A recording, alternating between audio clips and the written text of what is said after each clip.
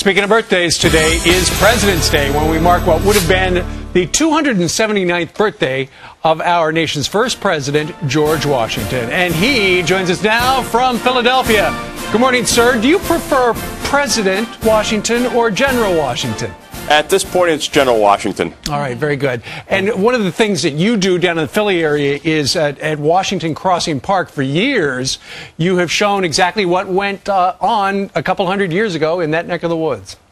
It's a fantastic park, Washington Crossing Historic Park, and we try to keep alive the memory of not only George Washington, but also the sacrifices of the 2,400 troops that crossed on Christmas night, 1776, and it's been a 53-year tradition. And it was kind of challenging for a while because you ran out of money and they had to close the park for a while, right?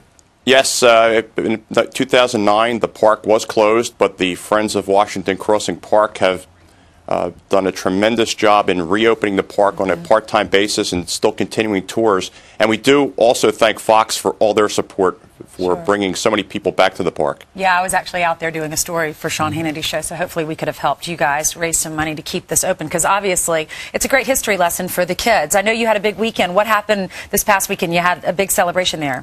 It was Washington's birthday celebration on Saturday at Washington Crossing Park, and we had over 600 people go through the park, a lot of different children's programs, and so many people came up to me to tell me they saw me on Fox and Friends on Saturday morning, cool. And that's what brought them to the park on Saturday. Oh, neat. So, Your Excellency, serving, what do you consider your greatest accomplishment? Leaving when you did and setting a precedent?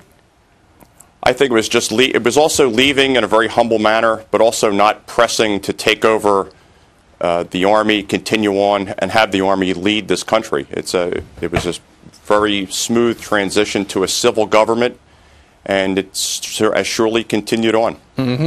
Well, when he is not portraying General George Washington, he's known around his house as John Gonzera. Would you call yourself, you're not an impersonator, are you a reenactor? What do you say? Interpreter. Interpreter. All right. Well, I wish you never left New York. The White House used to be here. We'd like to welcome the White House back at any point, sir, should you want to. Yes, at Federal Hall. All right. Keep up the good work. Thank you. Nice to see you again. And thank you. Happy President's Day. Absolutely. Thank you.